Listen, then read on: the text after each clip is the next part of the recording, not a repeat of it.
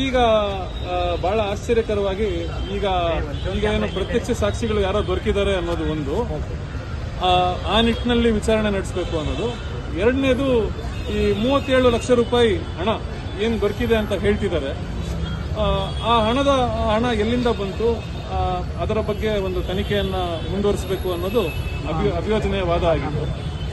ಇದಕ್ಕೆ ನಮ್ಮ ತಕರಾರು ಏನಾಗಿತ್ತು ಅಂದ್ರೆ, ನಮಗೆ ಸರ್ವೋಚ್ಚ ನ್ಯಾಯಾಲಯದ ಆದೇಶಗಳ ಪ್ರಕಾರ ರಿಮೈಂಡ್ ಅರ್ಜಿ ಹಾಗೂ ಬಂಧನದ ಕಾರಣಗಳನ್ನು ನೀಡದೇ ಇದ್ದಲ್ಲಿ ಆ ರಿಮೈಂಡ್ ಅರ್ಜಿ ಊರ್ಜಿತ ಆಗೋದಿಲ್ಲ ಅನ್ನೋದು ನಮ್ಮ ವಾದ ಆಗಿತ್ತು.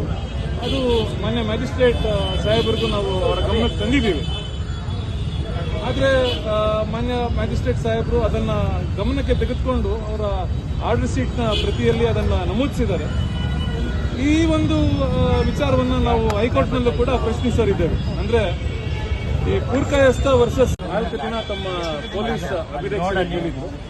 ನ್ಯಾಯಾಲಯ ವಾದ ಪ್ರತಿವಾದಗಳನ್ನು ಆಲಿಸಿ 2 ದಿನಗಳ ಕಾಲ ಈ 4 ಜನ ಆರೋಪಿತರನ್ನ, ಅಂದ್ರೆ ಆರೋಪಿ 2, 4, 9 ಹಾಗೂ 2, 9, 10, 14 ಆರೋಪಿಗಳಿಗೆ 2 ದಿನಗಳ ಕಾಲ ಪೊಲೀಸ್ ಅಭಿರಕ್ಷೆ ನೀಡಿದ್ದಾರೆ. ಸರ್, ಈಗ ಜೆಸಿಗೆ ಕೊಟ್ಟಿರ್ತಕ್ಕಂಥ ಆರೋಪಿಗಳ ಸಂಖ್ಯೆ ಎಷ್ಟು?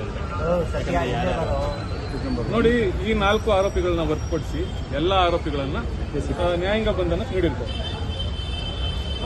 ಇನ್ನು ಉಳಿದಂತೆ ಒಂದು ಬಹಳ ಅಚ್ಚರಿಯ ಸಂಗತಿ ಏನಂದ್ರೆ, ಇವತ್ತು ಅಭಿಯೋಜನೆಯವರು ಯಾವ ಪ್ರತ್ಯಕ್ಷ ಸಾಕ್ಷಿಗಳು ಇದ್ದಾರೆ ಈ ಪ್ರಕರಣದಲ್ಲಿ ನಮಗೆ ದೊರಕಿದ್ದಾರೆ ಅನ್ನೋ ಒಂದು ವಾದವನ್ನು ಮಂಡಿಸಿದ್ದಾರೆ.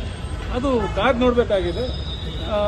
ನಮ್ಮ ಅನಿಸಿಕೆ ಇದ್ರ ಬಗ್ಗೆ ಏನಂದ್ರೆ, ಸೃಷ್ಟಿ ಮಾಡೋ ಎಲ್ಲ ಒಂದು ಅವಕಾಶಗಳು ಅಭಿಯೋಜನೆಗೆ ಇದೆ ಅನ್ನೋದು ನಮ್ಮ ವಾದ ಆಗಿತ್ತು. ಹಾಗಾಗಿ ಎಲ್ಲ ಪ್ರತಿವಾದಗಳನ್ನು ಮಾನ್ಯ ಮ್ಯಾಜಿಸ್ಟ್ರೇಟ್ ಸಾಹೇಬರು ಅವರು ಕೂಡ ವಾದಗಳನ್ನು ಆಲಿಸಿ 2 ದಿನಗಳ ಕಾಲ ಪೊಲೀಸ್ ಅಭಿರಕ್ಷೆಗೆ ಈ 4 ಜನ ಆರೋಪಿತರನ್ನ ನೀಡಿರ್ತಾರೆ. ಜಾಮೀನು ಅರ್ಜಿಯನ್ನು ಸಲ್ಲಿಸಿದ್ದಾರೆ ಸರ್. ಪೊಲೀಸ್ ಅಭಿರಕ್ಷೆ ಮುಗಿದ ನಂತರ ಅಂತಿಮ ರಿಮಾಂಡ್ ಅರ್ಜಿಯನ್ನು ಪರಿಶೀಲಿಸಿ ಜಾಮೀನು ಅರ್ಜಿಯನ್ನು ಸತ್ರ ನ್ಯಾಯಾಲಯದಲ್ಲಿ ಸಲ್ಲಿಸತಕ್ಕದ್ದು.